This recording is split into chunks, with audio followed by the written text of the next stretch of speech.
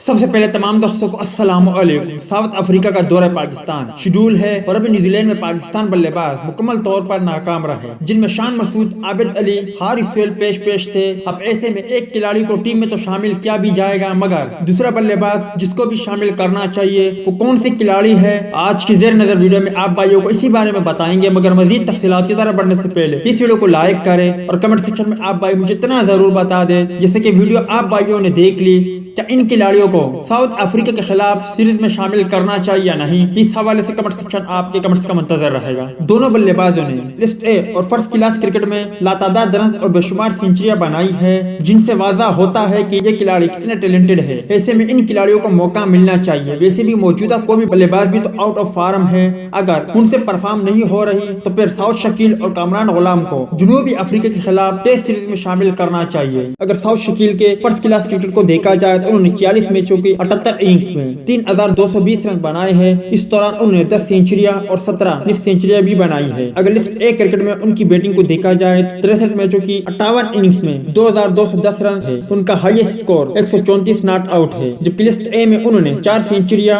और 16 फिफ्टियां बनाई है। इसके अलावा T20 क्रिकेट में 18 मैचों की 16 इनिंग्स में 238 रन और उनका हाईएस्ट स्कोर 54 है। वैसे south Shakeel part time bowling भी कर सकते हैं। उन्होंने लिस्ट ए में 23 और T20 क्रिकेट में 5 विकेटें हासिल कर रखी है। अब अगर दूसरे टैलेंटेड बल्लेबाज को देखा जाए जिनका नाम कामरान गुलाम है, उन्होंने 31 फर्स्ट क्लास मैचों की 53 इनिंग्स में 2413 रन बनाए हैं। इस दौरान उन्होंने 9 सेंचुरियां और 11 निफ सेंचुरियां भी बनाई है, जबकि लिस्ट ए में उन्होंने 8 फिफ्टियां बनाई है। अगर T20 क्रिकेट को देखा जाए तो उन्होंने 24 मैचों की 14 इनिंग्स में 168 रन बनाए। उनका highest T20 score 36 not out है। कामरान गुलाम भी पार्ट टाइम बॉलिंग कर सकते हैं और फर्स्ट क्लास क्रिकेट में उन्होंने 31 मैचों की 33 इनिंग्स में 25 विकेटें, जबकि लिस्ट ए में 52 और T20 क्रिकेट में भी 25 विकेटें अपने नाम हासिल कर रखी है। अब ऐसे में साउथ शकील का नाम तो उन खिलाड़ियों में आया है जिन्हें जनूबी अफ्रीका के खिलाफ सीरीज में शामिल कर सकते हैं, मगर इसके अलावा कामरान गुलाम भी ऐसा खिलाड़ी है जिन्हें आबिद अली, शान मसूद और हारिस सोहेल के मुतबादिल तौर पर कोई भी टीम में शामिल कर सकते हैं। अगर उन्हें शामिल किया जाए और वो परफॉर्म भी कर दे तो यकीनन ये पाकिस्तान क्रिकेट टीम के लिए बहुत अच्छा होगा। उम्मीद है दोस्तों कि आज की वीडियो भी आपको पसंद आई होगी। मिलते हैं किसी नेक्स्ट वीडियो में, तब तक के लिए इजाजत दीजिए। अल्लाह हाफिज।